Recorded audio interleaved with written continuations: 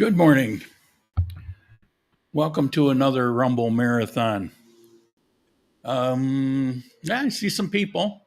I should let you know that in order to try to resolve this chat issue, which may very well be the YouTube Grand Columbia channel, even though that's the chat that was showing up, there may have been some interference. So I'm not running it to there today, but I am running it to my personal channel. I'm not running it on X. I'm trying to isolate it, see see if I can work that out. Because on coffee time, it's definitely more important. People don't show up here.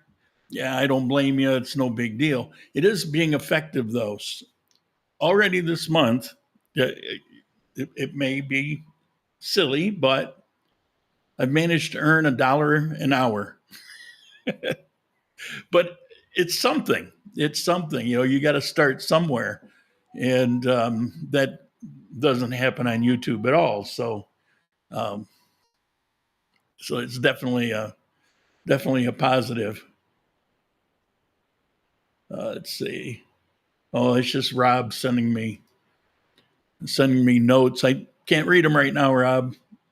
You're probably not on the channel, but um, if you are so inclined, I see there's people on here. If you're so inclined, feel free to send me a live chat and I can see what's working and where. I can tell where it comes from. Um, but unless you send the chat, I won't know.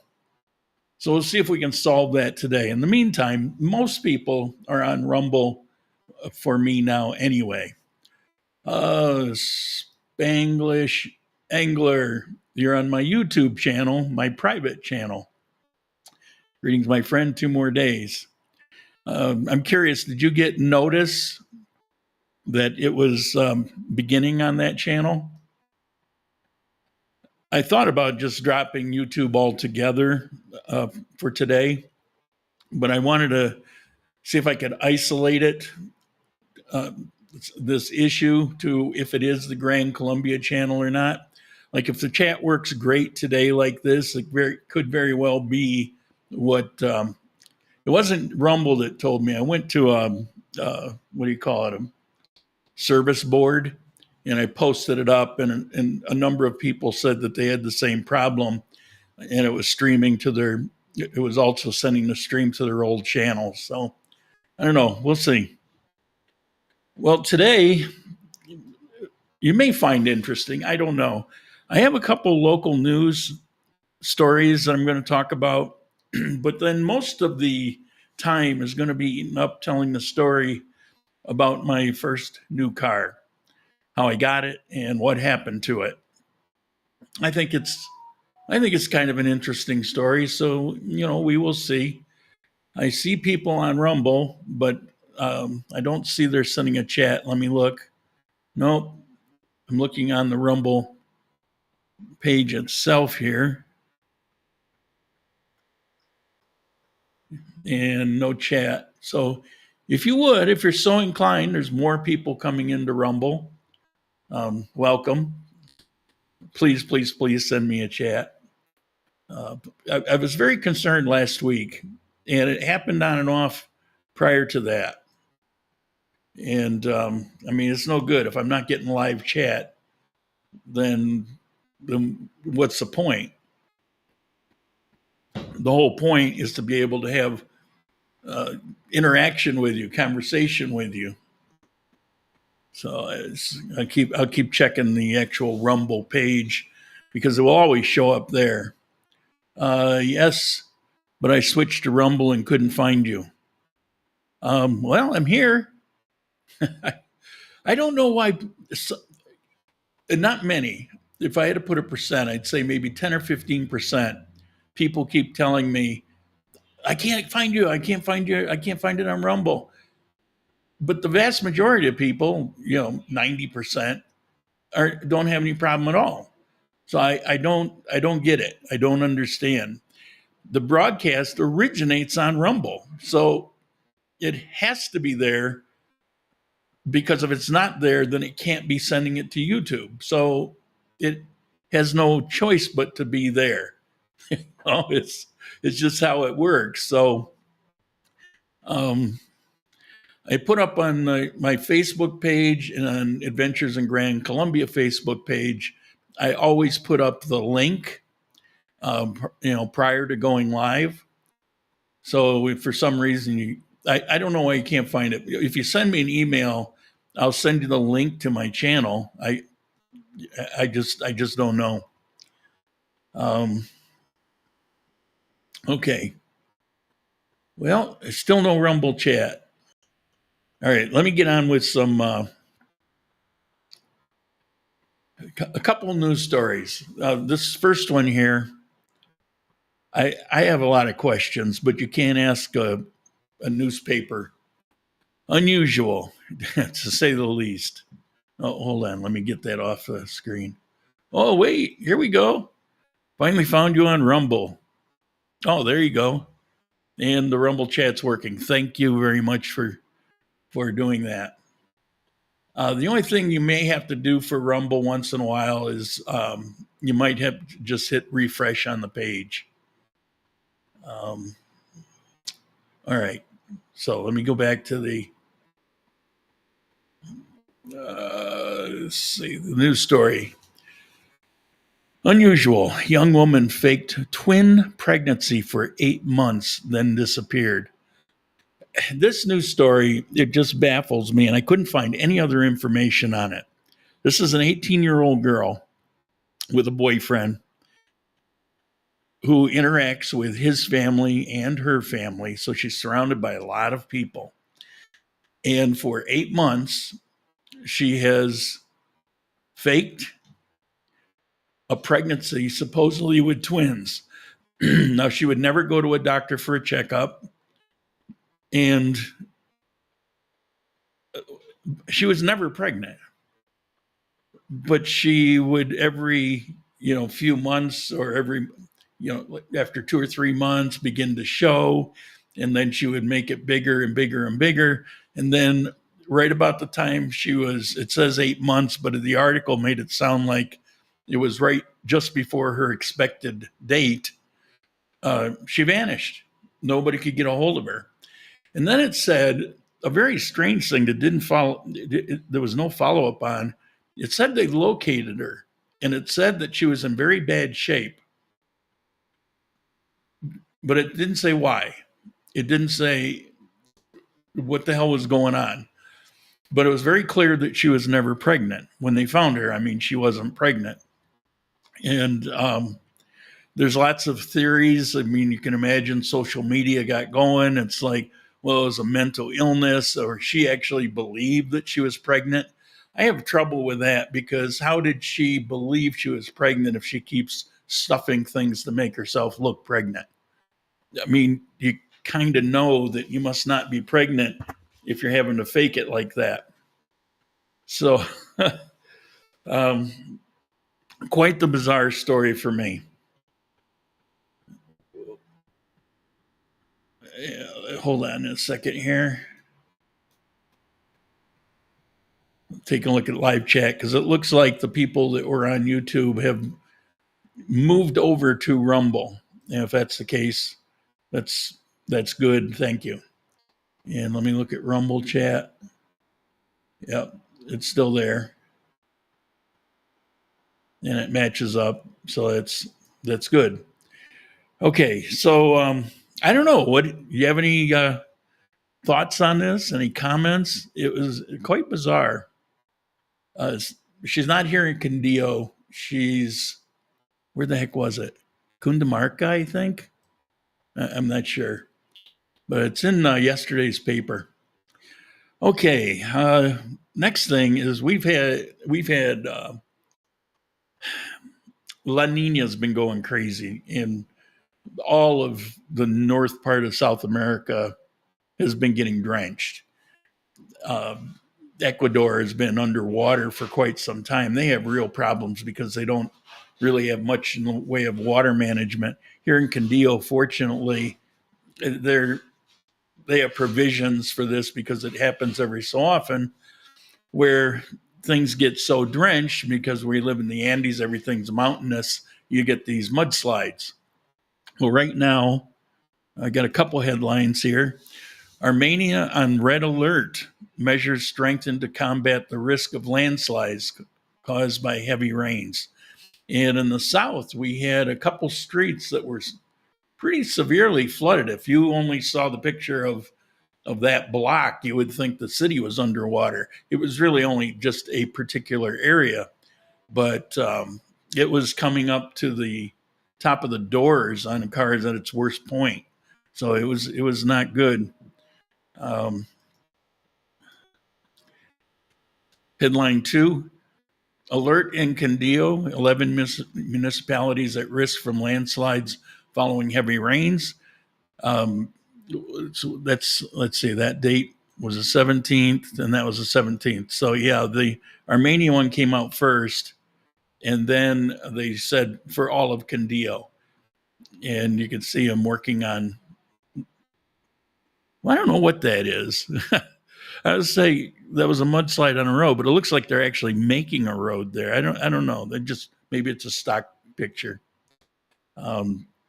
But it gets pretty bad. This is when you really have to think twice about driving to Genova or Pijao, because the road going there is pretty wicked. It's in some areas they'll narrow down to like one lane, and even on nice days you can get some rock slides and things. There's no good way to get there. I did a video to Pijao, and I got stuck in a line because some rocks fell on the road and they had to clear it. And I sat there for a couple hours on my way to Pijao, and I showed a little bit of it in a video.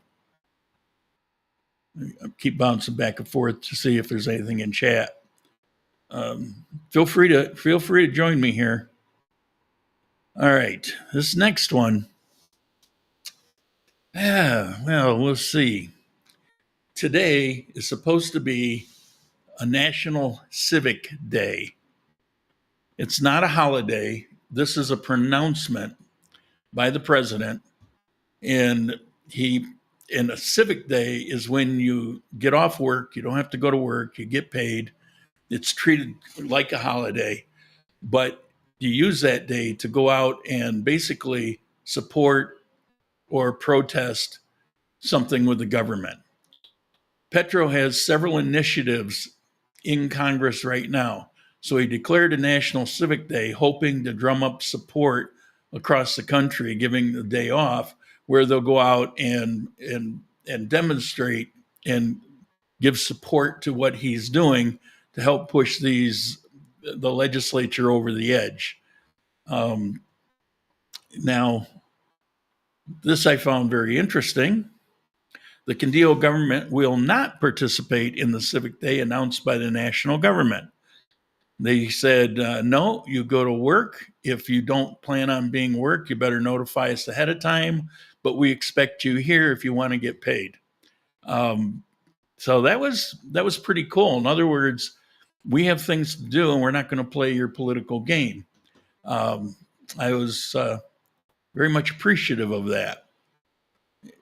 And then there was a second headline on this one. Came out after.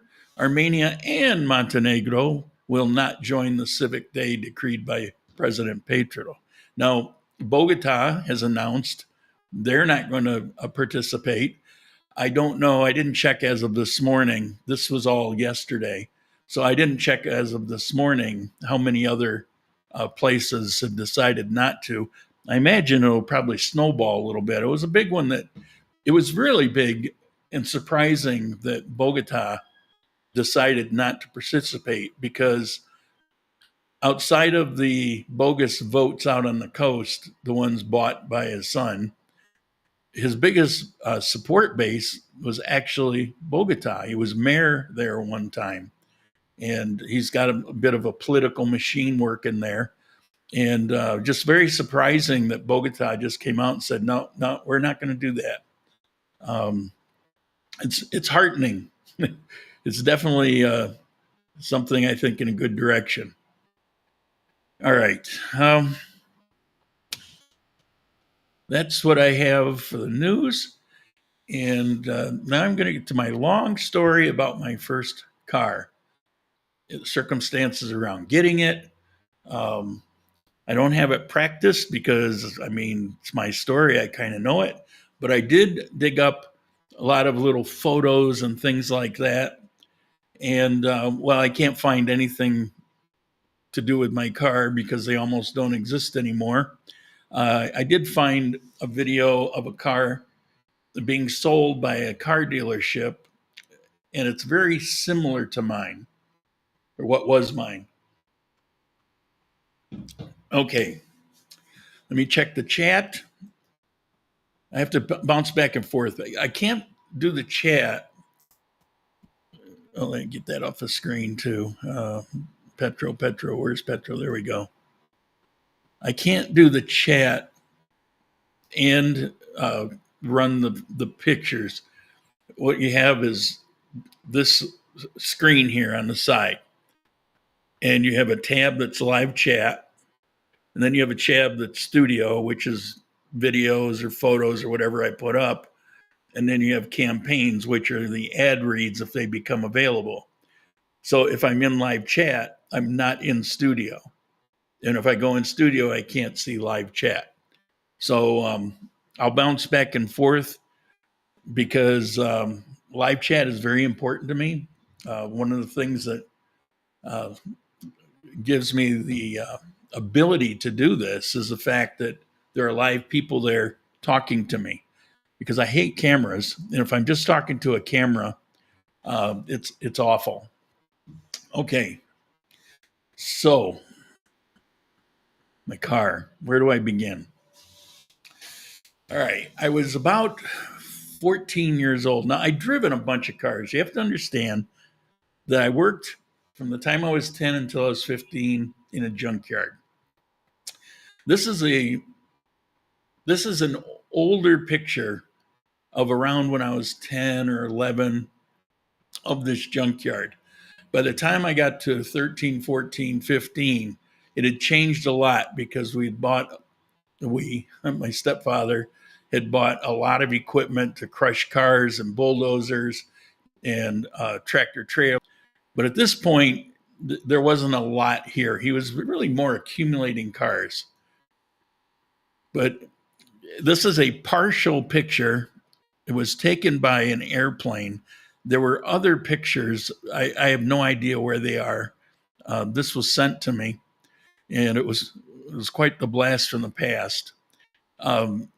The part at the top, it goes back, and it's at least twice the size. In the middle, you'll see this broken down barn. From that barn to the top of the picture, or it kind of goes out of sight, it's at least twice that again. At this point, there were over 2,000 cars sitting in this junkyard. If you look in the front, you'll see a house. Nobody lived in that house. At one time, my stepfather lived in that house. This was all his property. But nobody was living in the house at this time. And you can't really see the cars make it out, but they're all like, not all, but they're mostly from the 50s and back. And this was, when was it? This was maybe around 1964. So, of course, that's what you would expect. He would go to car lots, car dealerships. Like one was Hazelton Chevrolet. They knew him well. He would go there, and cars that they would take in on trade, he would go up there and he'd buy like 100 at a time. Car sales were pretty crisp back in the day. He'd buy 100 of these at a time, and they would work out to maybe $5-10 a piece, and then tow them. Of course, money was very different back then too. So this is where I worked from the time I was 10 to 15. In this junkyard, well, you see this that road kind of goes up one way and down the other, and there's a couple crossovers. I would get a car running, and I would just kind of race it up and down there, and then I would actually take it out in front of the house. There's a dirt road.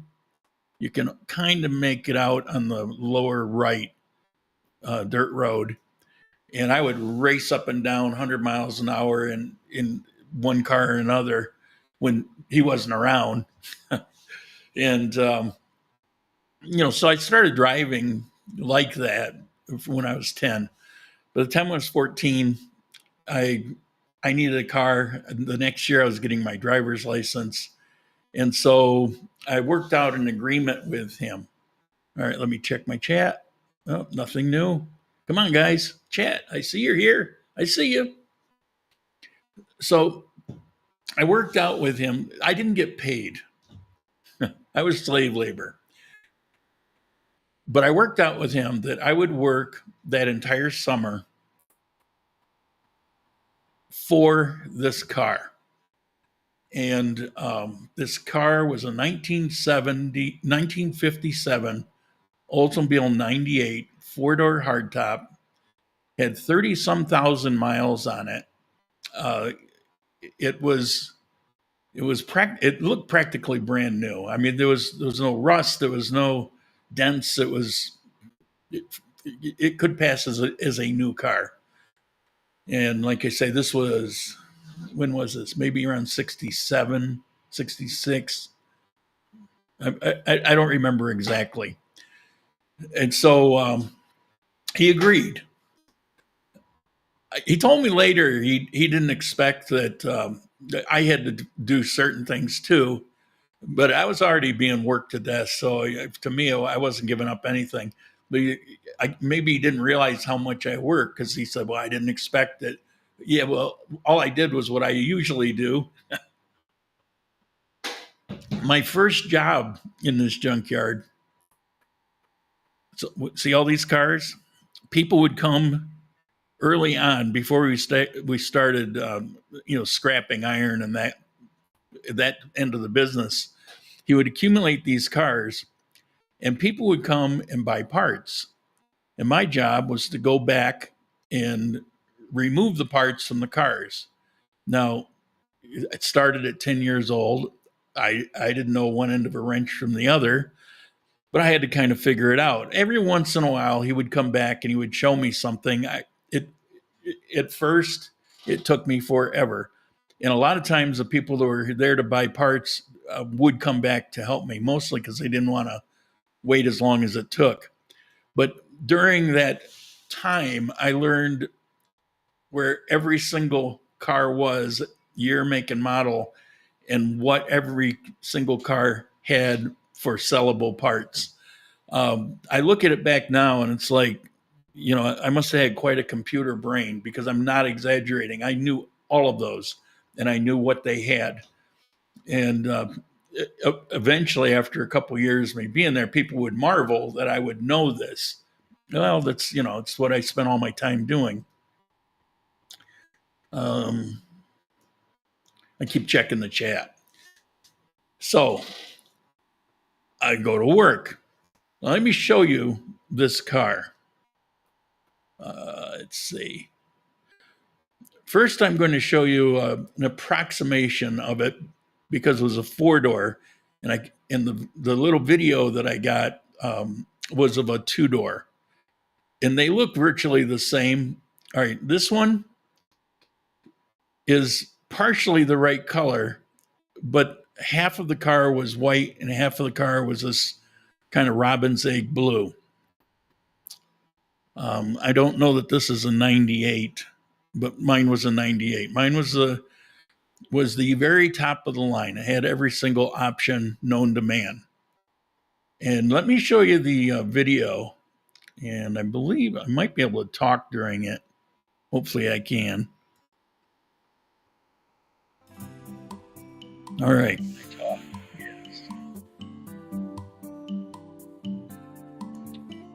Buenos dias. In case of emergency, how you doing? This was the color scheme.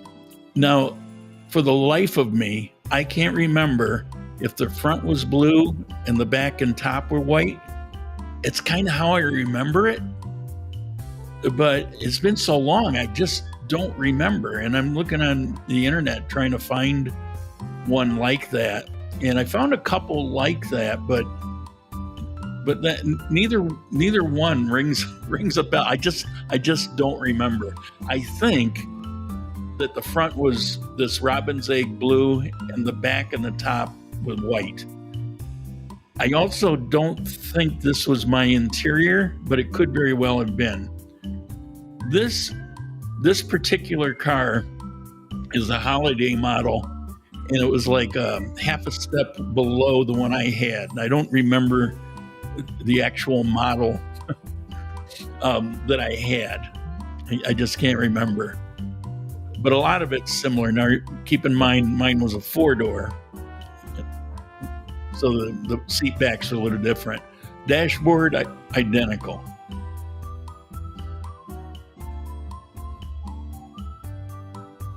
Dan, that was me, but I switched over to Rumble. Awesome. Thank you. I love the 3 windows in the back. And I've got a story to tell about the car, which will explain what happened to it, but we'll get to that.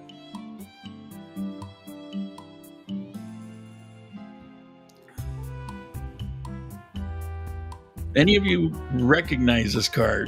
That's where the gas filler door was. I kind of remembered it as being behind the tail light, but it wasn't. It's right where I just showed you. I had to really think on it for quite a while. General Motors had a lot of vehicles behind the tail light, like a 57 Cadillac. You push the little round reflector and the entire tail light would pop up.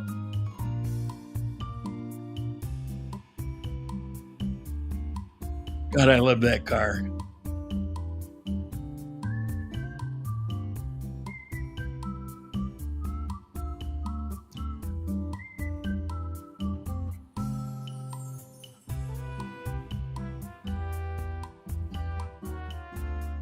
That crank is for the side vent window.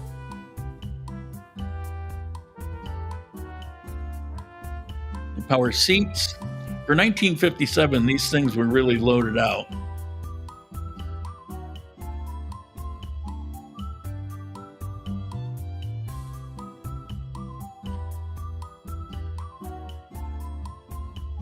Electric eye. That was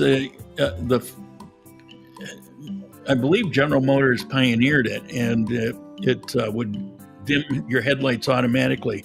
Wunderbar radio, that was the first radio that did a search for a live channel, and it was all mechanical. It would click and whir. Way before its time.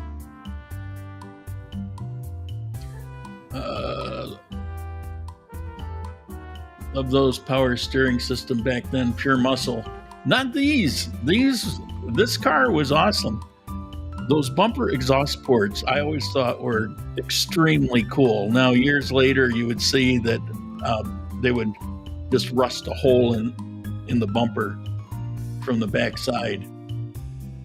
But they're stunning.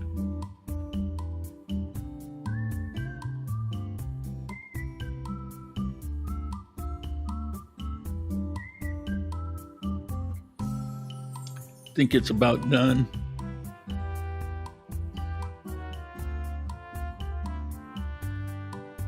Oh, the engine.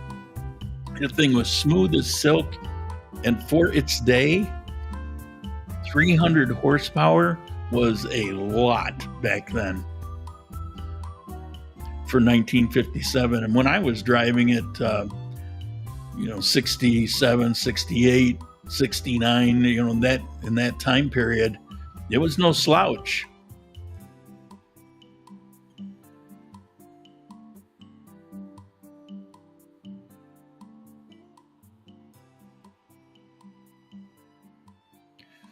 Maybe it's part of what led to its downfall.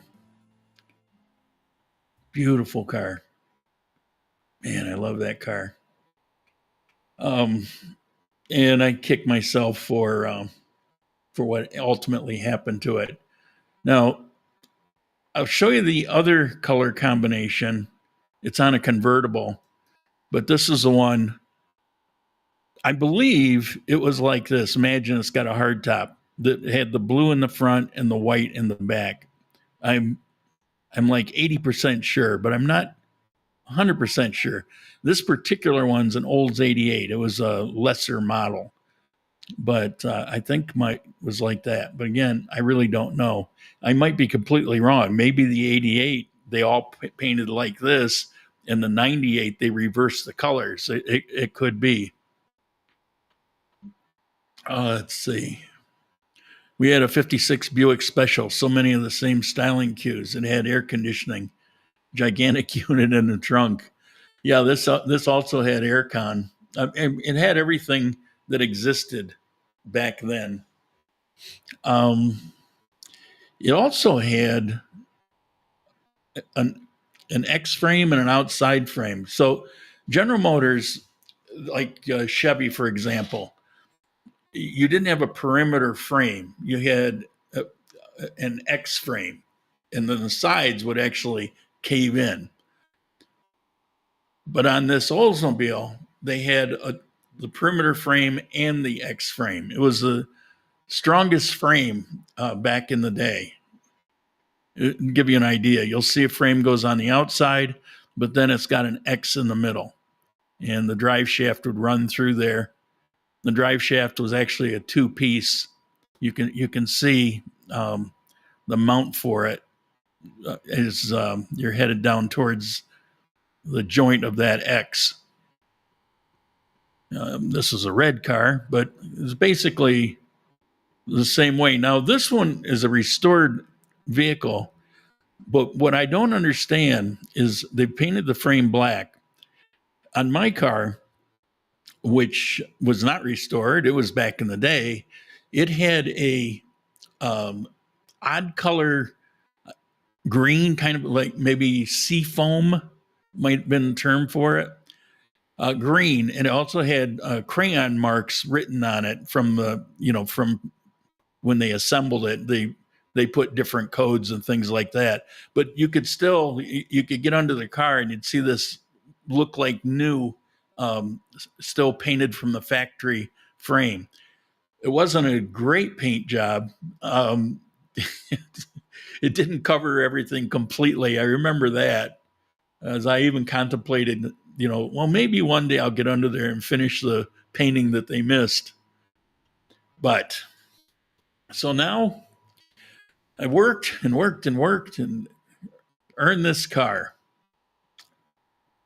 And I see more people coming to Rumble. Welcome. Talking about my first car, how I got it, and how I ended up not having it anymore, and what happened in between. So I think a semi-interesting story. So I work for this car. I get the car, and as soon as I hit 15, I got my driver's license. It started out, it was like a daytime license only, but that meant I could drive it to school and back home, and I drove the hell out of it. And it was awesome. It for a big old boat, it actually handled quite well. And I'll tell you how I know that in a bit when I get into the story. It would pack a lot of people in there. One time from the school, a bunch of us were skipping the day, and we met in the parking lot, and there was just a couple cars, and 1 million people were able to pile into this car as we went to a state park, had ourselves a picnic and some beer. Got in trouble for it, but then the next year they institutionalized it. They labeled it the senior skip day, so that people wouldn't have an excuse in the spring after the snow's melted and everything comes alive, and you just get all this energy from escaping winter. If you ever lived in the north or northeast, you know what I'm talking about. That was when we weren't going to be deprived. We're taking this day off. It was just too gorgeous. And then it was very disappointing when it became something designed by the authorities. But in my yearbook, I got credit for inventing the senior skip day. So great car, love the car. And it wasn't long after I got my driver's license, I left home. I stopped working in the junkyard because that was kind of a package deal. And it was I had a problem with my mother. It was an ugly scene. And I bailed. And I went to live in a Wino's motel. Not the owner, actually, a friend of mine, and so one of my best friends in school. His father was divorced, but he had built this motel, not hotel, this motel. Just thought it would be a great thing, a great idea. It was out in the middle of nowhere. It was right out in Bristol, New York. There's nothing around, and I believe it was a 6-unit hotel or motel. Got to quit saying that. Small rooms, nothing fancy. And he had had it for a while and nobody really used it. It got kind of run down. But then the drunks discovered it. And so everybody living there were these old, washed up drunks that just alcoholics. But on the one end, he had one open. And my friend talked his father into letting me rent it. The rent was dirt cheap. I mean, drunks could afford it.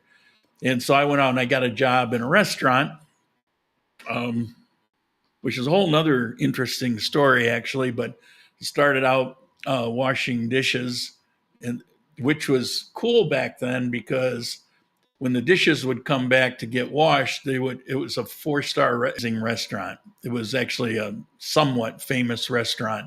Had a maitre d' from Europe and had a chef from Italy. And so the food would come back, of course, in the car. Life was tough. And so I would either live on boiled spaghetti with butter. For the day, I would eat a pound of spaghetti with butter. That would be my meal for the day. But every so often, coming down the line would be a filet mignon that somebody didn't eat, that I would kind of sneak into a little plastic bag. Or I loved it when every once in a while some lobster would come through, and for whatever reason, people didn't eat it. I didn't care if they had bites out of it. And, back in the day, I was kind of hungry. Well, that went on for a month or so. But then I got pulled off for other kitchen duties. And the chef, which is a whole nother story, maybe one day I'll tell it, but there was a reason. But he took a liking to me, and he personally would show me the various stations in the kitchen and taught me how to use a knife. He taught me how to prep vegetables. He taught me how to use a broiler. Everything to do with a full professional kitchen, he taught me. And I was there for about a year. And I was driving this car and still going to school. So that's the situation of my life at the time. Now, I was always an independent person, always did whatever I felt like doing, and living alone really wasn't much different. The senior skip day, I was the instigator because I would do the things that I would want to do. Well, one day I decided with a friend of mine to go to Canandaigua. Now, I went to school in Naples, New York. I probably should have put a map up. Went to school in Naples, New York. And Canandaigua was 14 miles, and there were 2 ways to get there, the high road and the low road. Seriously. And when I was there, we ran into this guy I found him very obnoxious. And there's a whole nother story about that, maybe one day. But I found him very obnoxious, but he was friends with my friend who was with me in the car. His daddy was kind of rich. He had just bought him a brand new 1970 Roadrunner. This was in 1969. He bought him a 1970 Roadrunner 440 4-speed. Quite the car. Let me bring back memories. My dad was service manager at a Ford dealership. At 14, I was buying old cars and selling. At 17, I had a brand new Ford Gran Torino. Nice. Um, yeah. That's yeah. We lived those days. I had so many cars. This was my first official car, but after that, I had cars constantly. And a lot to do with that kind of activity. Um, all right, so we're in Canandaigua and meet up with these people. He had, I think, 3 or 4 people with him, and he was. I don't remember exactly how it went, but essentially he was being kind of sarcastic about my car. Well, that old clunker, this thing will blow your doors off, blah, blah, blah. Well, if we were doing a drag race or something, it would. And I knew that. But I also knew that he couldn't drive for shit. And I was a really good driver because of all the driving on dirt roads, doing 100 miles an hour or so, trying to preserve my own life. so I was a good driver, and particularly at speed. I knew a lot of I'd learned a lot of little tricks, like how to hook your tire on the edge of the pavement, things like that. Now, this road from the school to Canandaigua was a very windy road. Um, this is a hilly, I won't say mountains, but it's very hilly, almost mountains. And so it's a lot of elevation up and down and winding. And of course, it's upstate New York. So it's like big maple trees and everything everywhere. So, if the curve it doesn't blind you, a big old tree blocks your view. So that was the situation. So I had, he's picking on my car. So I suggested we do a race. No, he wanted a drag race. I said, no, this is what I'm willing to do. We'll do it by time. And you got people in your car. I got people in my car. If you want, you can throw one of your people in my car. We'll do it by time. And we'll do it 10 minutes apart. So we're not racing side by side, trying to kill each other. And we'll race from a particular spot in Canandaigua, and we'll go to Naples. Now, outside of Naples, where the high road and low road meet, there's a railroad tracks. And then it goes into one road, goes into this little town.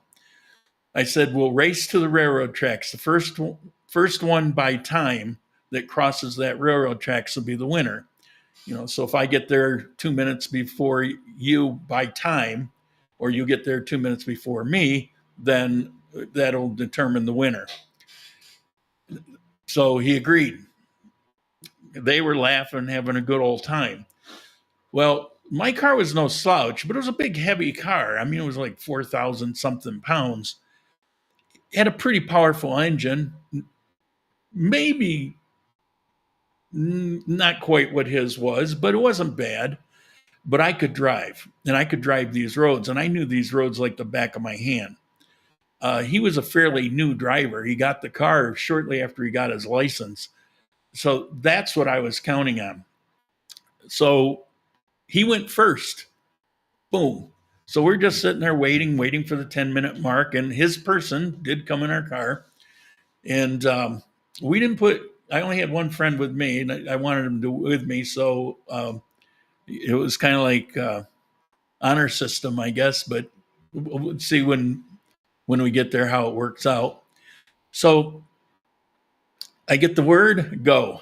So I take off, and I'm whipping through, going way over the speed limit. I mean, I'm kind of crazy. The people in the car are somewhat freaking out, but I'd done this many times, and I knew the roads really well. The only part that was really dangerous was when I would cross over in a road, when the curve going this way, I would cross over to the other lane so I could hook my tires into that side of the pavement that would just kind of keep me in the road, so I'm not drifting off or, not being able to take the curve.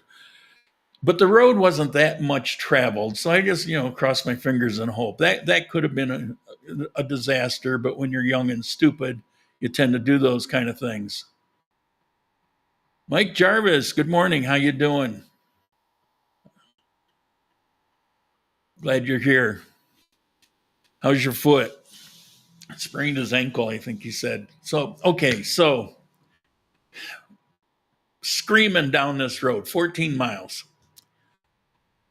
We took the low road. Both of us took the low road. So we're coming up to the railroad tracks, probably half a mile. And they're having a conversation. Well, who do you think? Well, there's no way he's going to beat that 440. Yeah, but you see the way he drove, that kind of stuff. And I'm focused on the driving. As we get to that point, and it's along the Canandaigua Lake, and that road becomes very straight. And so I'm just getting everything I can out of that car.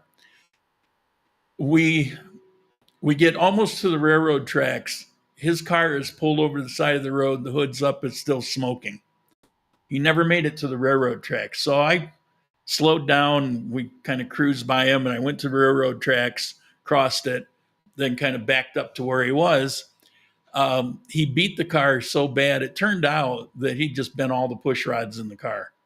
I don't know what he was doing, how he was doing it. Instead of driving skill, he was trying to power his way. And it just doesn't work that way in those kind of roads.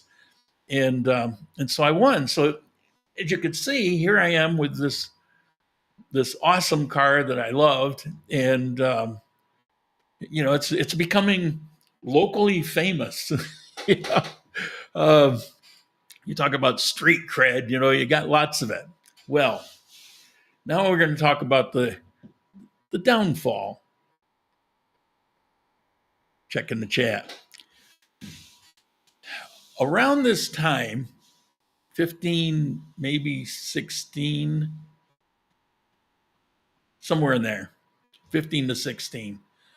I've gone to a party with a whole bunch of people, and there was a girl there I'd never seen before. And the weird thing, when you're in a small school like that, we only had 60 some people in my graduating class, for example, not a big school. But the weird thing about that is you're seeing the girls, day after day, every day. And when you're actually dating, you not necessarily really want to date them. Maybe it's like a sister, or maybe it's know them too well. Maybe they know you too well. I don't know. But I go to this party and there's a girl sitting there I'd never seen before. So instantly and she had this long, beautiful hair, and she was stunning. And a couple guys had gone over to talk to her, but I guess I don't know, she told me later they were being obnoxious. So I don't know. But I went over and sat down, started talking to her, and we hit it off. And she became my girlfriend.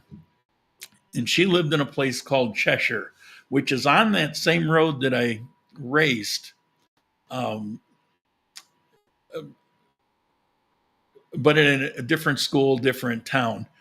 Now, where I lived in Bristol, you got Bristol here, Route 64. And then over here, you've got that low road from Canandaigua to Naples. This kind of runs somewhat parallel to it. And then there's a wicked dirt road, which at the time was half off-road, that would connect the two. So I would go see her. I got a car, so I would go see her. So one late afternoon, we're going to meet up, and I'm going to drive over to see her. So I'm going to show you a few maps and kind of explain how this went.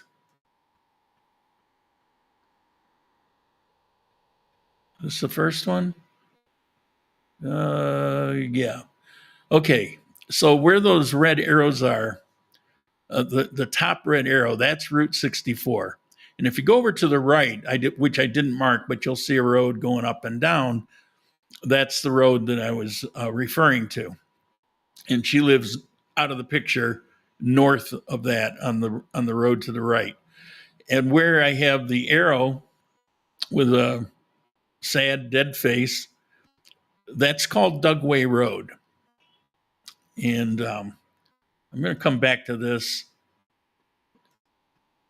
This is the entrance to the Dugway Road. And you'll see you've got blacktop. It's coming off 64. And then it becomes a dirt road and turns to the right and it goes up the hill. And it keeps going up and up and up. And you can see the sign there. It says Dugway Road. So I would come from the right, turn right into that, hit the Dugway Road. When I would drive on this road, like I drove everywhere, I would drive insane. Plus, I was in a hurry to go see this girl. It's amazing I survived it. There was a particular place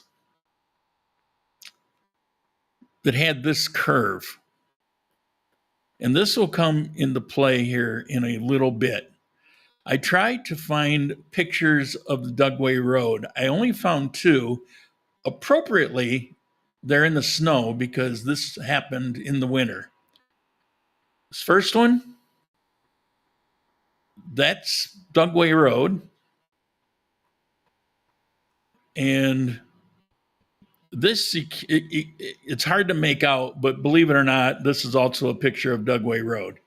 I actually know where this is. I used to go hunting right in that very spot.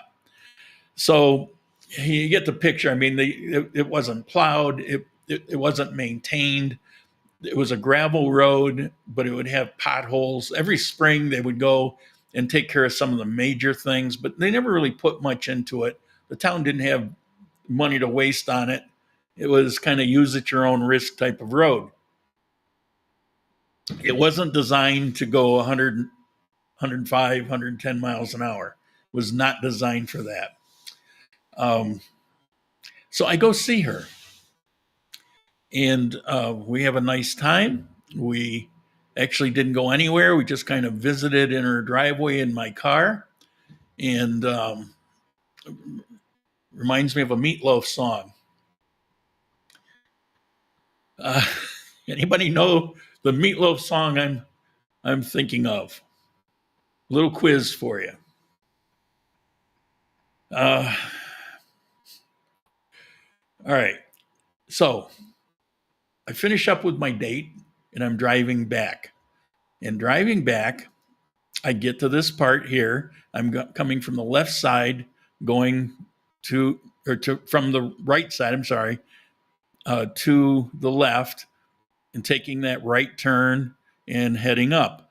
The way I would take this, because I'd driven this road many times, I would get about from where the turn begins, from what you can see on the frame, I would get about almost to the curve. I would turn the steering wheel sharply to the right and put the car into a slide. And then as I'm coming into the apex of that turn, I would stomp on the gas, get some grip, and it would propel me ahead. I'd gotten pretty good at it. It wasn't like I just instantly did it and it worked, but I practiced doing that on that curve. That's a wicked curve, as you can imagine. It was quite a challenge. That house you see in the picture didn't exist at the time. And the road, well, this is still a dirt road. It wasn't near this nice. It was a lot of big, chunky, raw gravel and big stones and things like that. And so I execute that maneuver. What happened, I'm doing it and it's working fine. I'm going sideways.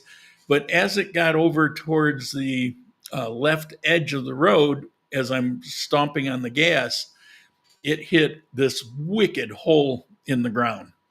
One I don't recall ever being there. But when it did, it snapped the A-frame of the car. The car wasn't going to move. I did find a picture of an A-frame of this particular car. This is a 57 Oldsmobile. That's the A-frame. And that's a huge coil spring. The scale of this doesn't play very well, but a big coil spring. So,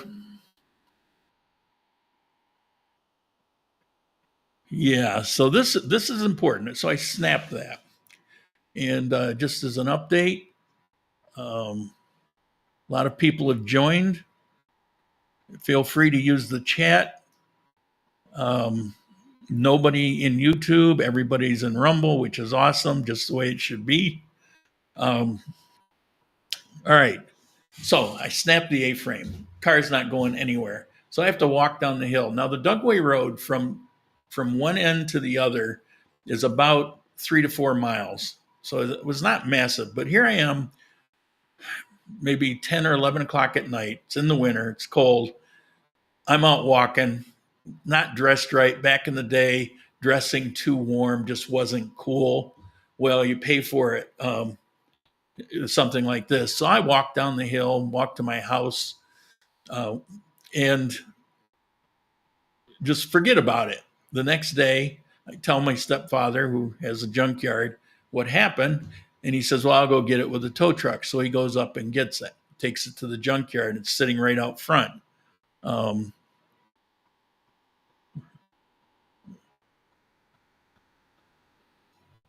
Right out front. If you see the house and then there's a red something and a little white something, and then parked parallel to the road, you'll see a car that I think actually might have been an Oldsmobile or maybe a Buick. It was actually sitting right where that car is with a trunk up. I don't know if you can make this out. And if you're on a cell phone, you probably can't. But he towed it and set it right there. So it's right next to the dirt road at the junkyard. So he says, what are you going to do with it? And I said, well, I'm going to fix it. He said, how are you going to fix it? You don't know. Well, I had removed a lot of parts. I only had his tools. Plus, I'd never removed a spring and an A-frame. Those things you didn't sell. What you did with those things is you would cut them up for iron, throw in the back of a tractor trailer, take it to Lackawanna and sell a truckload. You do it with a cutting torch. You'd roll the car up on its side, you cut them out, and that's how it worked. And you'd have to be careful when you're cutting the spring out, until I realized I should cut the spring in half with a cutting torch. Before I realized that, I would cut the A-frame and the spring would still be intact, and it would be like a bomb going off. Boing! A lot of pressure on these things. So anyway, he's doubting me. I said, well, I'm going to do it because it's my car, and I got another date. And I was all excited about the one I just had. If you nobody's volunteered the Meatloaf song here. Why we're in such a hurry when we're young. I used to speed everywhere I went and never got a speeding ticket my entire life. I didn't get a speeding ticket in those days. A couple years later, just prior to going in the Marine Corps, I got 3 speeding tickets for over 100 miles an hour within 1 hour. Back then, nothing was computerized, so it took a long time to catch up with me, and eventually they pulled my license. It was like a year and a half later, but by that time, I was already off in the Marine Corps. But anyway, so I'm going to fix this car. So step one, got to go take an A-frame off one of the cars, which means I could use a cutting torch to take it off, but I had to be very careful of it. So I did and got one off. We had quite a few of them out there. So I come back. Now I've got to remove it so that I could reinstall on my car. Biggest problem I had was a spring. I had a big round tree stump that I didn't have any real jacks. We had bumper jacks, and you put, bumper jack, you get a little high, and it would try to fall over to one side or the other. And so the car must have fallen, I don't know, a bunch of times. You just have to be really careful. So I got it up, and then what I did was I let the car down on this this wooden stump to help control the pressure of the thing. So I worked on this for like 4 or 5 hours. Now, this is probably 35-minute job if you have the tools and you know what you're doing. But I didn't have the tools, and barely, I kind of knew what I was. I mean, it was obvious what I had to do. It was mostly I really didn't have the tools. I didn't have a spring compressor. I didn't have any of that stuff. I didn't even have a decent jack. I get it done. I'm covered in grease and I'm sweating because I'm already late for this date. I get the car done. And so I'm trying to scrub, and if I go on the date and I still got grease up to my elbows I was fully immersed in this job and it was a mess, but I'm not going to miss this date. I was too excited from the night before. Somebody has to know the meatloaf thing. Happy to be stuck with you. Nope.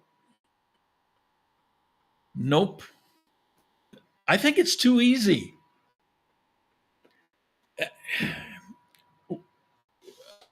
We were talking by the light of the dashboard. Maybe that'll help. So anyway, I get cleaned up the best I can, and I go back home. Well, I go back home, get cleaned up, and now I'm going to go see her. And where am I going to go? I'm going to take Dugway Road, because if I don't take the Dugway Road, you could add half an hour, 40 minutes to go around or whatever. I don't remember what it would have been, but I always took the Dugway Road. And so I go see her, and we have another tremendous date by the dashboard lights. And it was a great time. She was a great person. And around 10, 11 o'clock, to the music of Eric Clapton, I drive back home. On my way back, I come to this curve. Now, anybody that just gone through what I went through with half a brain would have slowed down and taken the curve like some sane person, right? I mean, you would have, right? No. If anything, I probably tried to go faster. It challenged me. And so I come into the curve and I'm going sideways. I hit the same hole in the ground and I break the A-frame I just replaced. I can't tell you how deflated I was. I get out, I'm freezing as I walk home. I tell Jim, he's laughing his ass off, goes up, gets the car, wants to know if I'm going to fix it again. I was so, I don't know what I was. If you take every possible emotion except joy and throw it in a bucket, that's pretty much how I was feeling. And I was angry. Now, I should have been angry at myself, but I was angry at the car. I was angry at the road. I was angry at the car. You let me down. How could you do that? You did it to me twice. What? So I dragged it over to the crusher and I personally crushed the car. The thing was maybe a foot tall, flattened it right out. This 30-some thousand mile museum piece, beautiful car, which at the time wasn't museum piece. But now trying to find one, they're rare, and they're bringing the few that are out there, bringing hundreds of thousands, which just blows my mind. But it was not only they're rare because of the age, but because they were rare even in the day, the particular model I had. It was the second favorite car I ever had. And its demise was because of my stupidity and my unchecked emotions. And I took this beautiful car who didn't deserve it at all. I deserved to have my ass beat for what happened and not learning and doing it the second time. Why would you do the same thing and not expect, what's that saying? And I took it out on the car. I blame the car.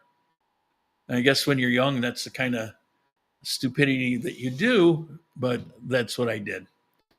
So that's how I got the car. It's how I enjoyed the car. It's how the car became locally famous. Literally everybody knew the car. Everybody knew the story of the race. As a matter of fact, that was one of those things that became a legend that got bigger and bigger and bigger. it got absurd, but not many people knew that I destroyed the car. Because people would say, well, "Where's your car?" Because my car after that was a Ford Fairlane, 6-cylinder, 3-speed on the column, just because Jim felt bad for me and he gave me the car, and it was a '62 maybe. Had round tail lights with tiny fins, but it's a small car. It's like a Ford Falcon, only maybe a half a step up, maybe not even. I don't know. I don't remember, but it was brown, crap brown. Hated the car. Got rid of it for a '65 Mustang convertible that cost me $500. $500. 289 4-speed, white convertible. And life went on from there. But people would ask me what happened with the car. I didn't want to talk about it. I didn't want to tell them. Maybe I realized how stupid I was. Maybe I didn't want to admit it. I don't know. Maybe it was just too painful to talk about. But hardly anybody knew what I had done to the car.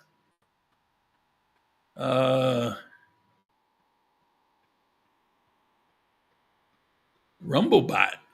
Who's Rumblebot? Oh yeah, I remember that. Yeah, I saw that before. Nothing I set up. It's just something automatic. All right. I've got an ad campaign. We're here trying to kill time. Thank everybody for being here. I appreciate it. It says I can do an ad campaign. I'm looking. There isn't one I want to do, so we're not going to do it. You're welcome.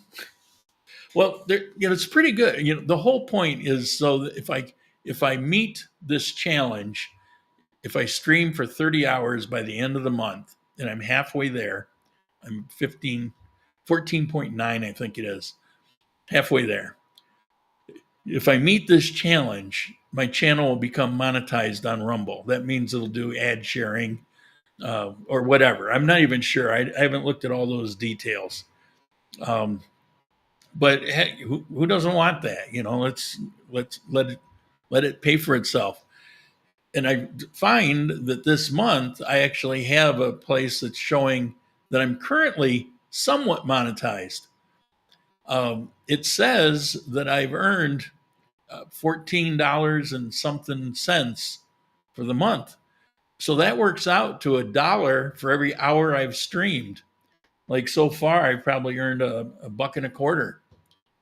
I mean, nothing like 1968 wages on a 1968 story, right?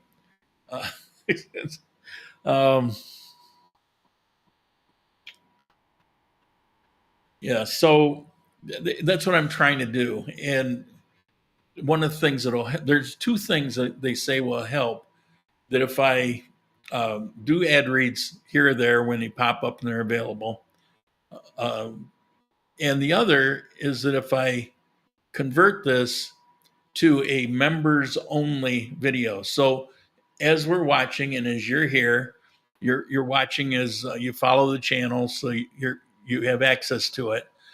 There's a button here in the upper right, and if I click on that button, it will convert this to now the only people who can see it are those that are subscribed through the locals channel, and they won't have any interruption. They will continue to see it, but the feed will end for everybody else. Now the local channel, I've been trying to get people to join it, and you can bypass this payment thing by entering the code INSANE.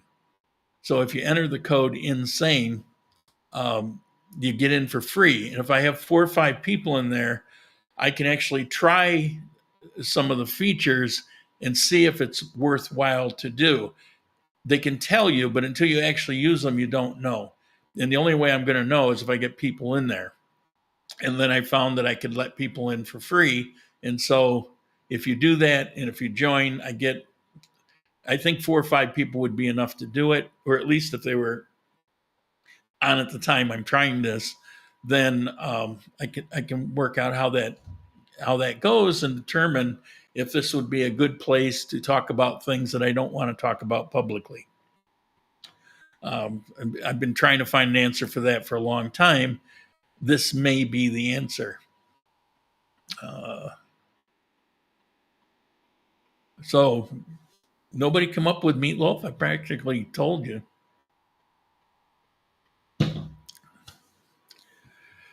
If we go any further, would you tell me? Okay. So now what? Oh, what is it?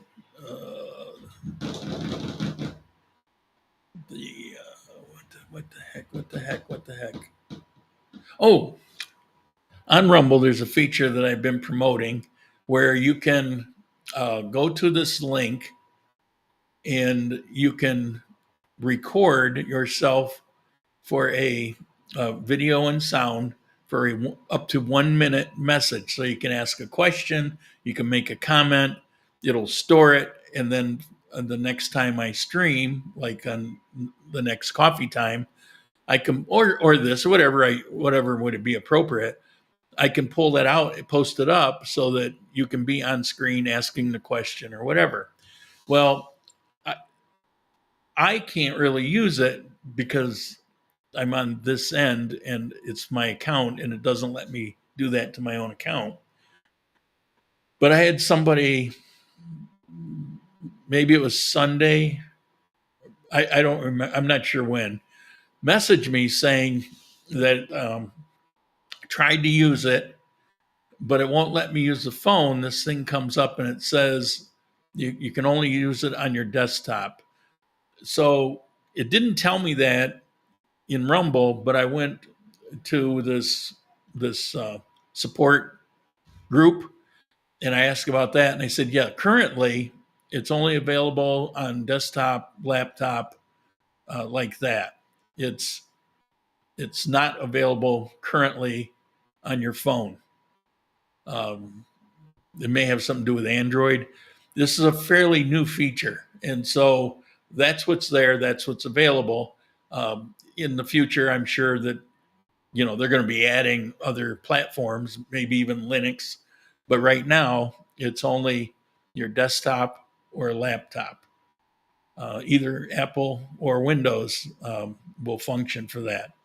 So if you use that feature, that's the way you've got to use it. Now, a laptop would be handy because it's got a built-in webcam, it's got built-in voice, probably be the simplest way to do it.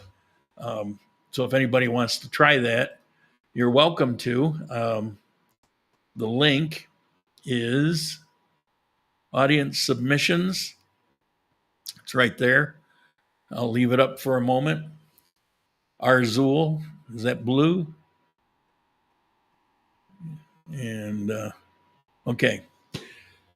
All right, I got 45 minutes more that I've got to do. I thought this story would go on longer, but right now I need some help. I need you to tell me what you want me to talk about, or ask me a question, or make a comment or something, and I can riff based on that.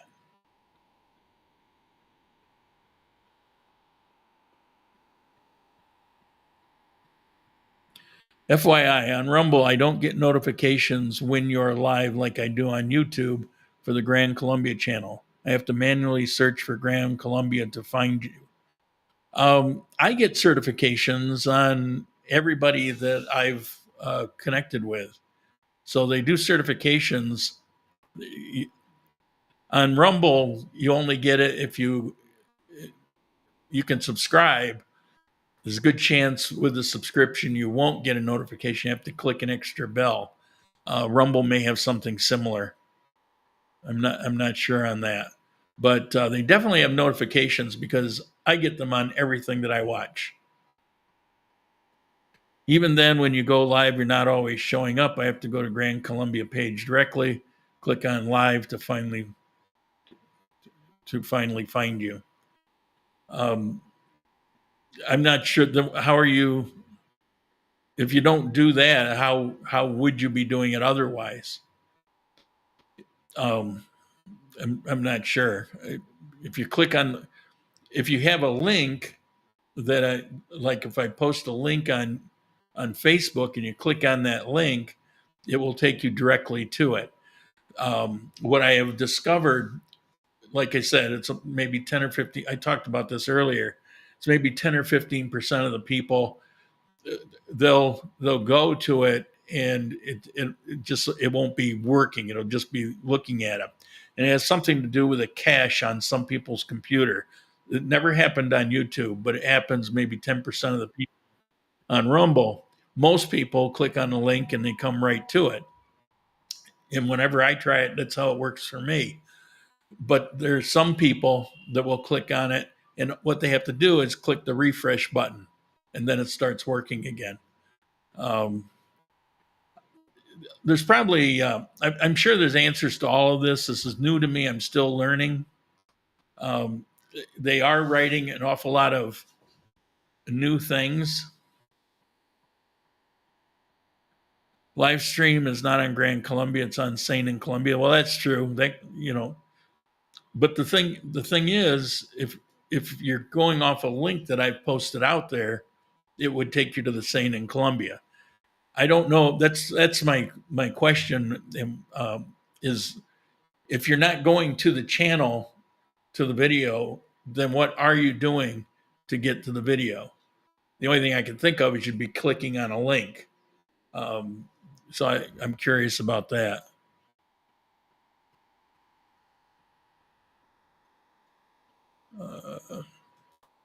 Looks like you sent me something, but I can't. I can't look at it, and people. It's already boring as I'm pausing and hemming and hawing. But yeah, so can you write on here how are you getting to it?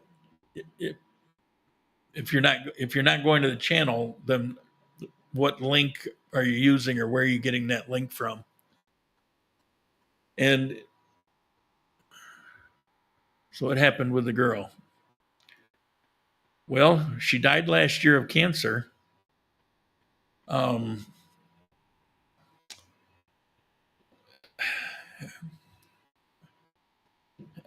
Stuff you don't really want to talk about.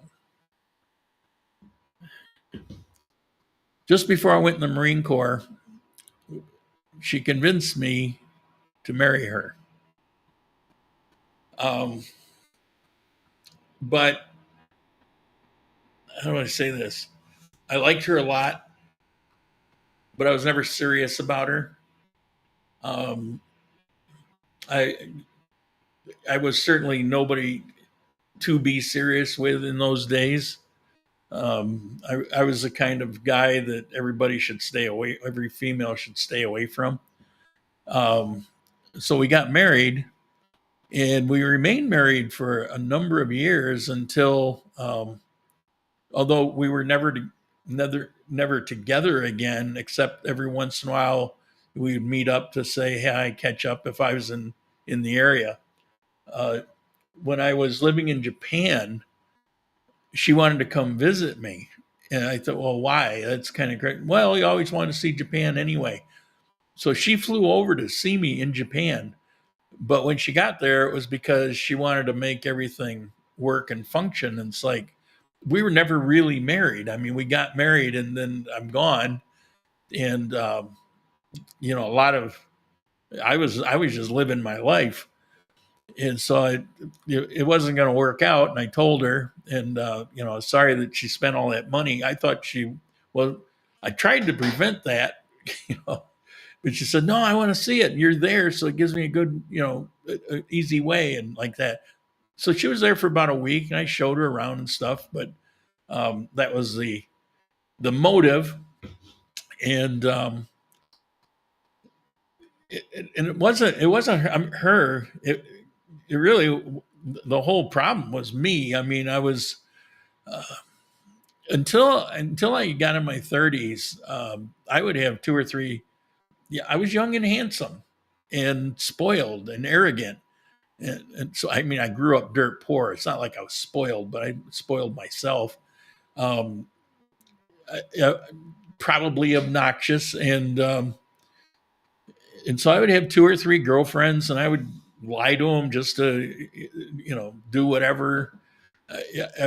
I was toxic for any kind of actual relationship, and she just kind of got caught up in that, and she was my first girlfriend, but I quickly realized that um, I, I wasn't suited to settle down. Plus, I was going to the Marine Corps, so I wasn't going to be around anyway. And, just a lot happened. I ended up staying in the Marine Corps for a little over 6 years. I had reenlisted. So, under Grand Columbia, I can't find you live, but on Grand Columbia, altogether, I do. Right. Um, you're looking in the wrong place. You would find me under Grand Columbia, the one, because that's the Coffee Time live channel. It's also the Coffee Time that I would, or the Grand Columbia channel that I would post videos to. The overall account with Grand and Columbia in capital letters, that's the title of my account. The channels are within that. So with under Grand Columbia with capital letters, I have Sane in Columbia, which is my personal channel. I have Coffee Time Exotics channel, which is for the coffee. And then I have Grand Columbia channel, which is in YouTube, it was that one channel. Rumble breaks it out, which is actually way more useful because in YouTube, you have to create a whole new and separate channel. And the nice thing here is for things like this 30 hours, I get credit no matter what channel I'm live streaming on. And there's other things. There's actually, from my side, there's advantages to doing it that way. So you just have to know the channel, uh, not the account, but the channel that you're going to go to. So if it's this kind of thing where it's my personal channel, Sane in Columbia, then you would go to that. If it's Coffee Time, you would go to Grand Columbia, little G, little C, smushed together. That would be the Coffee Time channel. So it's actually quite simple because if you go to the channel, or the account, you'll see the channels there. You may have to click on something. You may have to click on something to look at the channels, but you click on the channel and you'll have your choice of any one of those three.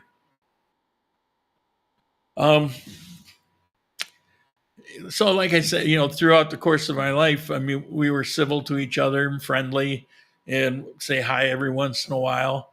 She eventually,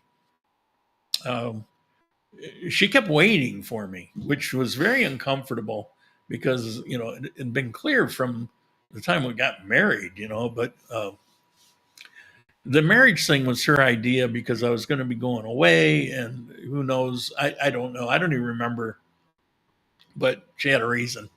So, she waited forever, or at least she remained a spinster for a long time. And she eventually got married. I don't know how that marriage was. Or any, I never really, the only time I would really hear from her is when she would kind of reach out. I can't take anything away from her because any issues that ever existed were always on my part. And like a lot of things in the first half of my life, I'm certainly not proud of them. It's not a bragging thing. When I talk about all the girls I would date and lie to and all of that, I'm not proud of that at all. I'm ashamed of myself for the way I live. But that's how, when you're young and stupid, and you weren't really raised by anybody. You just kind of find your way, and it just kind of fell in my lap because this isn't. I would throw a picture up if I could right now of how I looked when I was younger. I was a handsome guy. I was always fit. I was always strong. I was a handsome guy. I'm intelligent. I've got a 138 IQ for whatever, if you know what that means. I'm not a genius, but I'm far from stupid. And so things, a lot of things came easy to me. I looked good. It was a package that, on the face of it, would attract a lot of females. So if I'd walk in a room and there were 10 females, 9 of them would want to get with me. And maybe one was smart enough to know better, because every once in a while I'd run into those. And it seemed like those are the ones I would pursue. Um, unless I won, and then I'd say goodbye to them too. So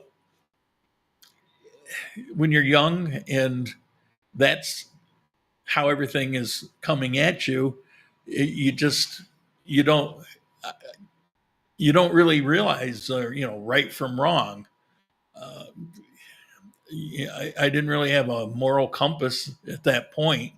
Life was just what it was. I mean, this is a guy at 8 years old is raising himself and out hunting squirrels for food. You know, living like a jungle rat, and and left home at 15 for particular reasons. I mean, the only guidance I ever had was that stepfather, and he wasn't around that often. And his guidance, I don't know, maybe it fueled. I had a lot of respect for him. Uh, Still do. Wish he was still alive. But he was a gun collector. He had a couple hundred rifles, pistols, um, all differing. And he taught me how to reload ammunition, taught me how to shoot, got me to join a gun club, uh, go on these shooting contests. I did so well that I ended up as a kid you have your kid contests and your adults. I got to shoot with the adults and very often would win those. Um, and that was all with him. He taught me who Marty Robbins was, and to this day, love that music. Um, but he also had a bit of a past. He was a stock car racer in his spare time. He had a Hudson Hornet, and he would race the local tracks, Perry Raceway, places like that. And he was dashing. He was handsome. He looked almost like he was related to Robert Mitchum. He was about 6'2". He carried usually a 45 on a shoulder holster. Sometimes he'd carry a pistol on his hip. He had been in rodeos until he busted his hip up and couldn't rodeo anymore. Um, he was a dashing figure of a man. He was very rough and rugged. I mean, he was a manly man kind of thing.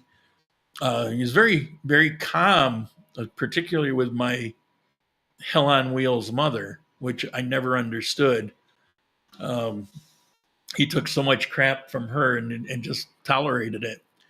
And he also, lo and behold, I followed in his footsteps for a couple of years. He also worked. I can't really say the mafia. He worked with a local mob, and it was with moonshine. Running moonshine was a thing even in the 60s, and he had a Ford which had uh, a hidden tank, well hidden in the car. You would never know unless you looked for it, and it would be filled with moonshine. You would drive it, and they'd pump the thing out, and come back. That was all.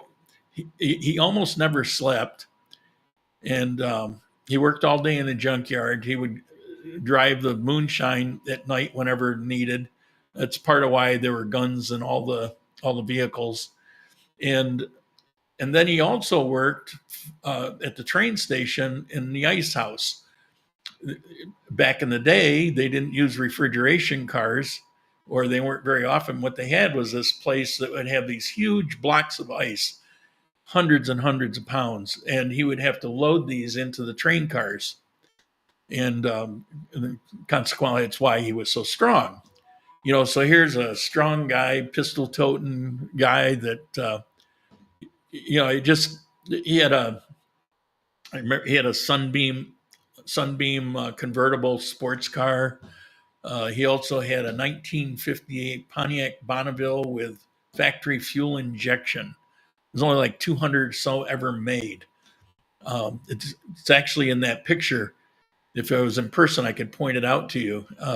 Rotting into the ground. What a shame.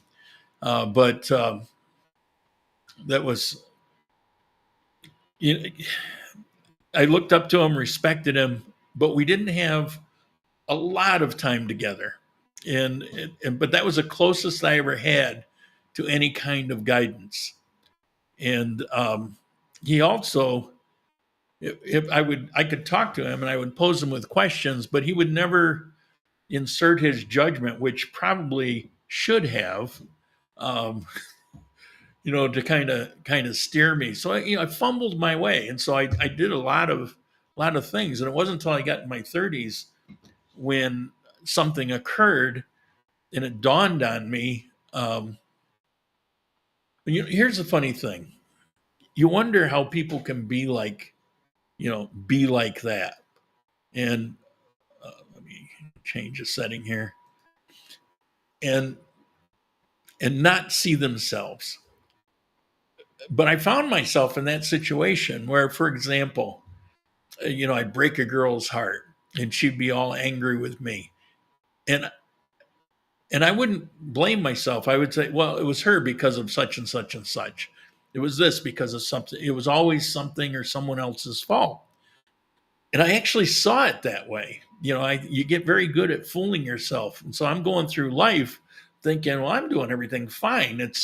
If I wasn't doing everything fine, why would all these girls want to keep getting with me and stuff? Obviously, it's that girl or that girl. They're the reason.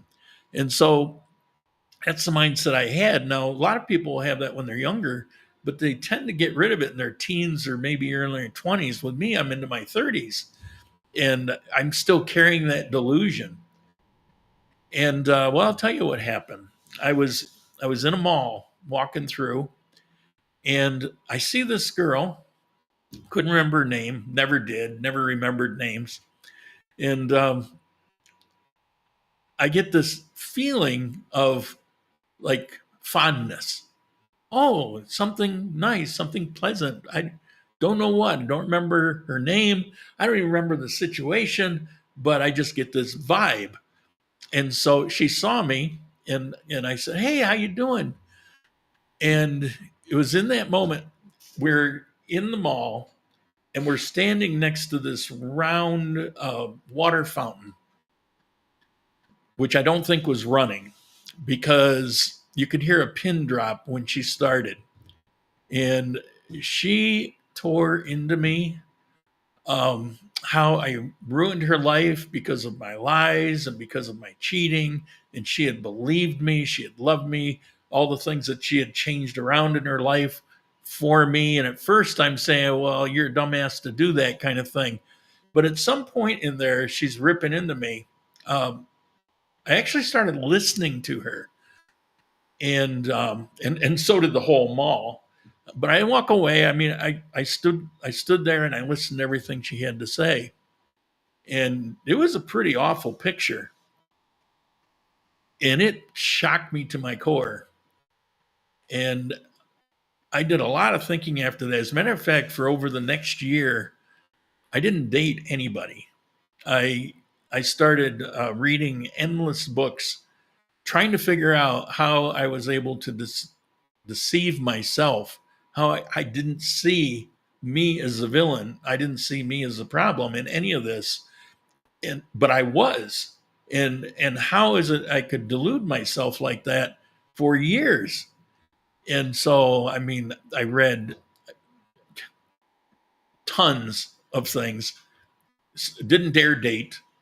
I was thoroughly disgusted because it came flooding in on me. I started to remember all of these instances of things that I did, but I was seeing them in a completely different way, and it was earth shaking. It was to myself humiliating. I mean, I don't really get humiliated, and I'm kind of immune, but to myself, yeah, I can. They say you can be your worst critic, and that kind of definitely that's the way it works for me. And so I took over a year to kind of come to terms with myself and figure out my anger, which was always a thing. I had this temper. That's why I got involved in some bad things just to kind of appease my anger, some violent things. So I go through all of this and I come out the other side a very different person. And happy to say that I never reverted back to that kind of person. But it makes you wonder how many lives you ruin along the way. It's for a long time it was a hard burden to carry, but eventually I got to the point where there's really nothing I can do about it. I can't go back and redo anything. But yeah, it was a ton of bricks fell hard. Wow, it's good to know that a reaming can do some good.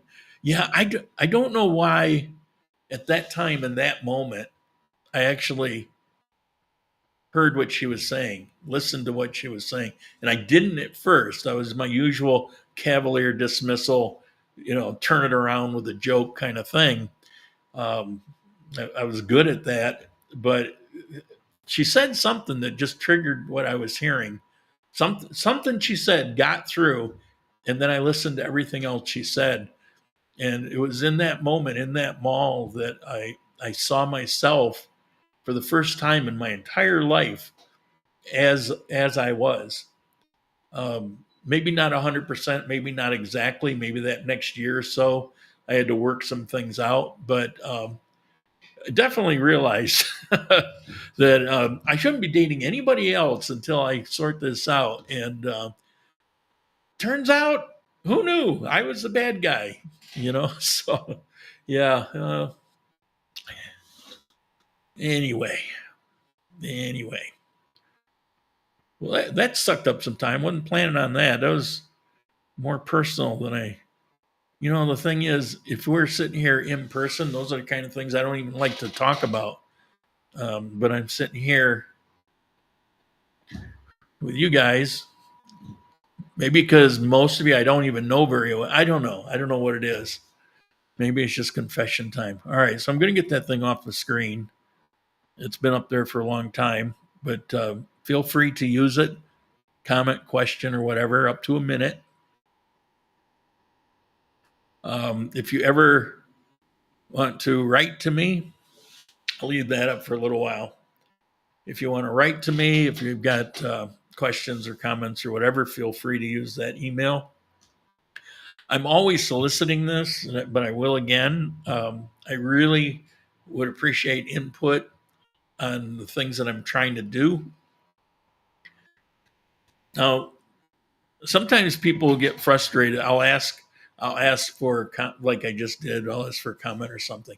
And somebody will write in with something that it's like, I know what I've experienced. And it's like, okay, I've tried that. I've tried every aspect of that. I've come at it with every direction, and that's not going to work for me. Well, that person just suggested it because he doesn't know that I've done all that. And so I think until I realized that maybe I wasn't approaching my response real well. I mean, I wasn't snippy about it, but I would say, yeah, I've tried that. It really didn't work for me. Well, if the person took the time to email and give it some thought, maybe that was too cavalier of an answer. And so I found occasionally some resentment from that. And it's like, well, no, it wasn't intended. I tend to be kind of blunt, matter of fact person, and I tend not to pay attention to feelings very well. Yeah, I never got over that part. So, I appreciate the comment, but yeah, I can't use it because I've already tried that before. And some people occasionally, not much, but occasionally somebody will be offended by it, and it's. Well, I'm not trying to offend anybody. I actually appreciate the response. And if you get 10 ideas, there might, if you've I've been doing this for 8 years, you get 10 ideas, there might be one out of the 10 that, oh, okay, I hadn't thought about that, or that might be worth pursuing, or that's something I've done before, but certain things have changed. Maybe I should look at it again. But a lot of them are, it's like, well, they don't know, they don't know what you know or what you've been through. And, so they're offering something up. It's like, well, no, that's not going to work. You know what I mean? Um,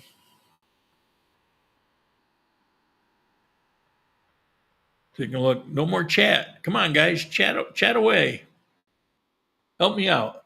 I got 20 minutes to go. I'm counting on you. How do you get to be our problem? Well, I appreciate you're there. If you're going to be there, just throw a chat, say something, ask me a question, poke me a little bit, and you get more dirt on me.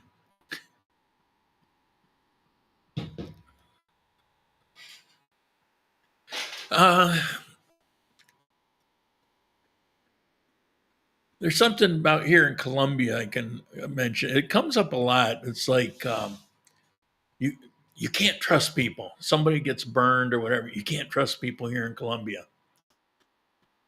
And what I will say to that is there are people you can trust, but in the US, at least the way I lived in the US and most people I knew, you would extend your trust until you couldn't trust somebody. It's like, I'll trust you, but if you burn the bridge, well, I won't trust you anymore. If you do that here, you get your legs chopped off. It's like, the lion sniffing the wounded prey. It invites a situation that might not have occurred had you approached it differently. It's a different society. There's a lot of history. There's reasons behind certain things. Why somebody can think it's perfectly okay to screw somebody over, um, and justify it because of how a society is. And if you know it, you don't play into those things. And if you're aware of those things, then you get along fine with it. Well, trust is certainly an issue here, and extending it initially before it's been earned can be a pitfall. Um, Something it was the end of last year. I get a call. I know quite a few people, so I get a call from. Well, actually, I get a WhatsApp message from somebody I know, and he says, "Well, I know this girl who's got a serious problem. She's in a bad situation, and she actually just got kicked out of where she's staying. She's out on the street. She's got her stuff. Is there any way you can help?" And I wrote back and I said, "I can't really. I've got too much going on. I don't really have room to house somebody. And please, it's a great person, great situation. Some of you even know because I approached you about possibly helping." So I said, "Look, this is what I can do. I can offer my spare room for about 2 days, and I can ask different people that I know if they want a housekeeper or something like that, and just willing for room and board to keep the house and cook and stuff like that. That's about all I can do. I can't really go any further than that." And they said, "Well, that would be great." So he put me in contact. She knew. I messaged the girl. She was waiting for the call. Um, so I arranged to go pick her up at the Black Elephant. And so I arranged to go pick her up. And she's got a couple suitcases and a bunch of things. She's got this little dog. Um, she's very well spoken, and she speaks really good English. And so I take her back to my place, and I said, "Look, you can use this room, but understand it's just basically for today." Later, I told her, "Okay, I can do it 2 days," but I said basically for today. and you can maybe help me with some things because with the business, things like that. You can help me with a few things to kind of pay your way. And if you're dirty dish, just clean after yourself. Well, it turns out her dog was not house trained, and that was an issue. But she would go around and clean it up. So I have a coffee time to go to the next day, and we hadn't sorted anything out. But I did have one person that was interested in possibly letting her be a house cleaner kind of thing, and he was going to get back to me. So I said, okay, you can stay the second night, and so I go to the coffee time. So she's there. She's down talking to people and stuff. And I'm talking to people because we weren't there like together. I mean, I barely knew her. I had somebody vouch for her family. Um, and it was a long, interesting story, which I won't go into here. So anyway, leave coffee time, go back. And she said that I, t- I told her, look, I found somebody because I got a confirmation that will give you room and board, and all you have to do is kind of cook and clean, not full time, just take care of some things. Okay, well, I'll let you know. I'll get back to you. I have to take off right now. I got somebody picking me up, and I'll be back a little bit later. She comes back a little bit later, and she says, okay, I found a place. I'm all set. Thank you so much. Like this, that, and the other thing. Then I start getting messages from her that I won't go into here because they're really awkward, but it was it was weird because it was like a one-sided conversation about doing things that had nothing to do with what it was about. And I didn't even understand. What are you talking about? And she says something. I responded, well, in general, in a real relationship, it would be this, this, and this, but we don't have anything like that. So I don't know why you're asking like this. It was a day or two later, I get a message from her trying to extort me, trying to blackmail me that if I don't do certain things for her, that she met my friends at the meeting. She met my friends and she'll let everybody know that I'm a predator. And I said, well, our mutual friend knows better. He was part of this. He set the whole thing up. You do your worst. I didn't do anything I have to be ashamed of, but you do your worst. So here's a situation where there was every reason because he knew her family, and I got more information on her family, good upbringing, good schools, well educated, but did something really sleazy that just didn't fit the mold because those kinds of things are acceptable here. That kind of action with a lot of people, instead of having peer pressure, that's terrible.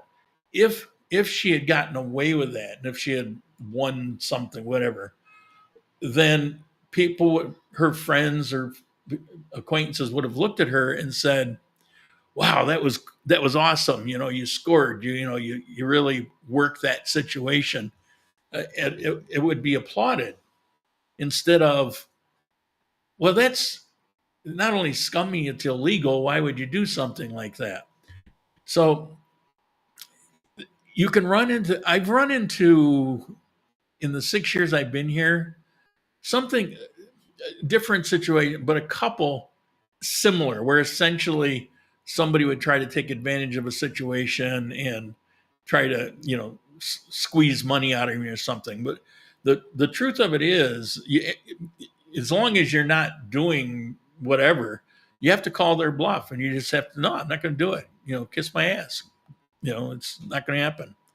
And it's not just women making claims; guys will do it for various things. Not in that way, but um, like you cheated on a transaction, but the transaction never actually occurred.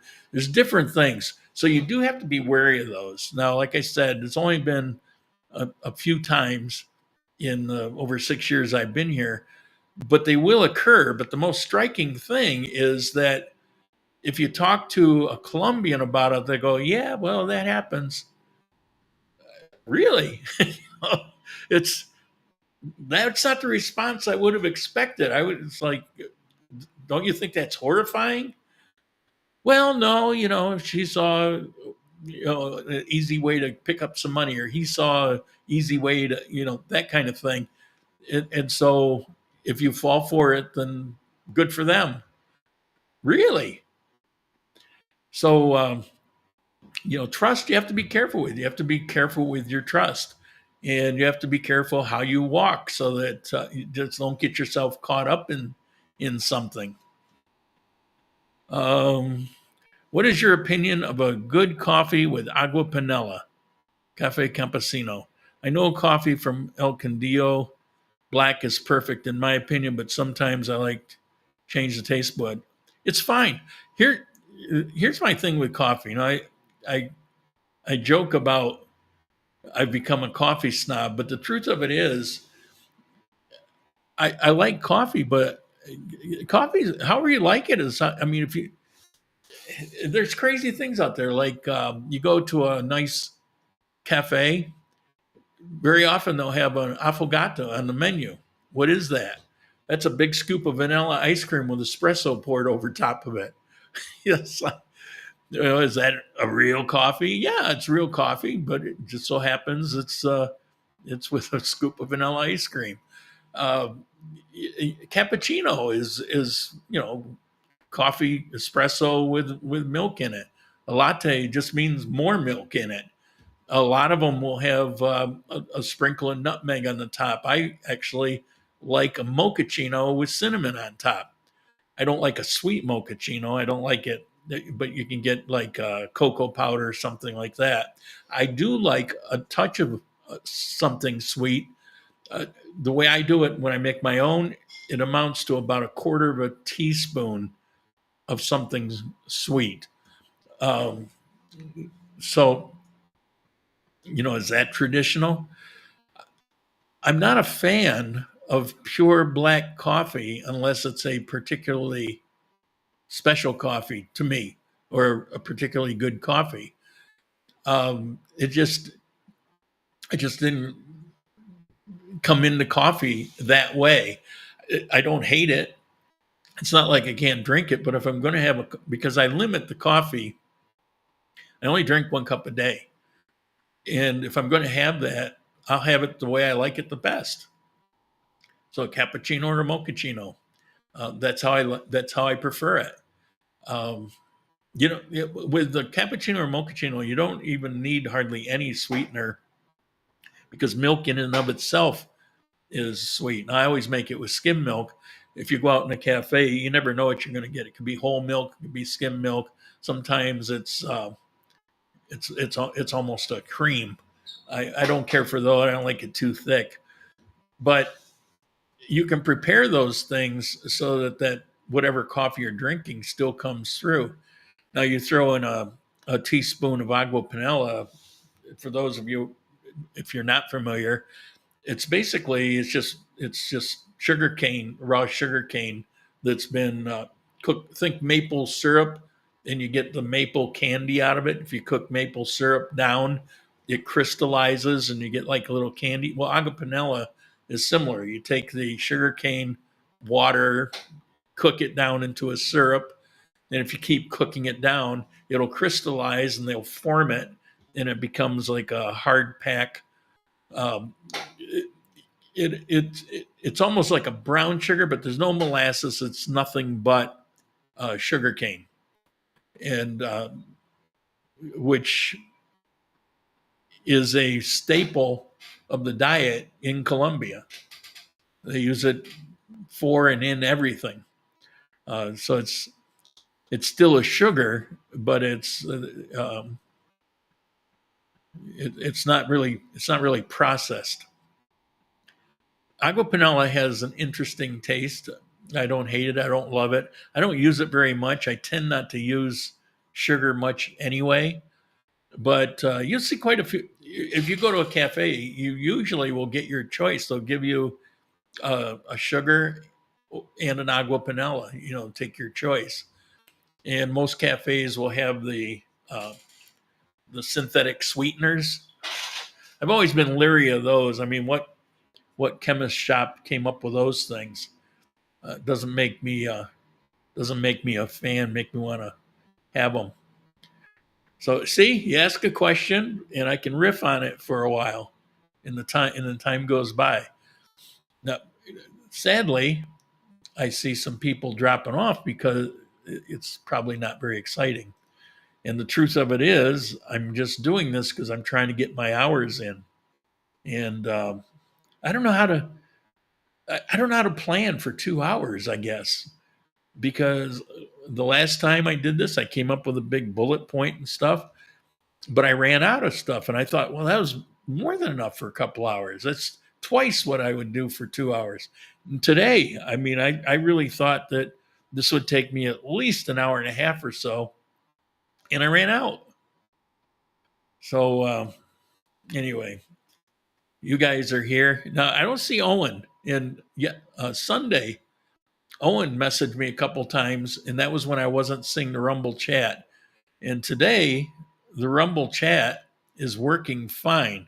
So it does appear that it was my YouTube channel somehow conflicting with it. Because without that YouTube channel, without Grand Columbia channel, it's been working flawlessly.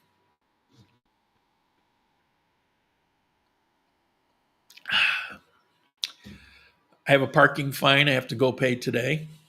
That one really kind of pisses me off because it's a place that has been a parking spot forever, as long as I've been here. And I park there the other day and I go in, I'm gone about 15 minutes. I come back out and I got that on my windshield. That's a parking ticket.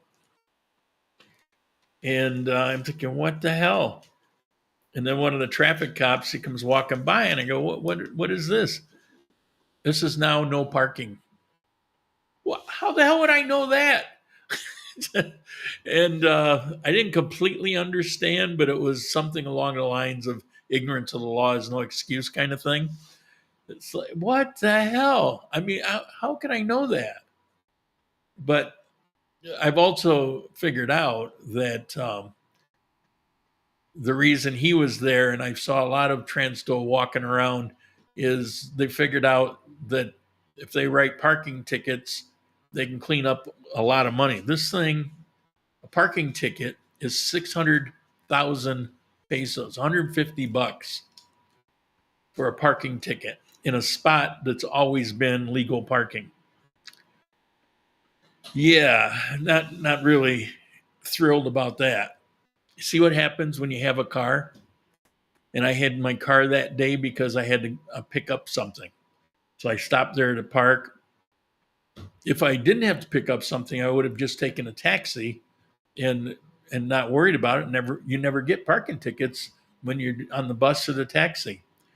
So when I tell people, unless you really need a car, this is part of the reason. There's a whole bunch of reasons you don't want to have one unless you have to, because they can be a curse. 600,000 pesos, that's a lot of money.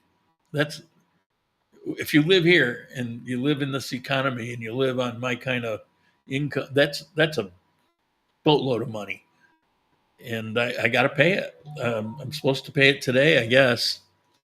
Or Shari told me because she's got her driver's license, and on her family reunion, her aunt had rented a car and they let her drive to Salento and back.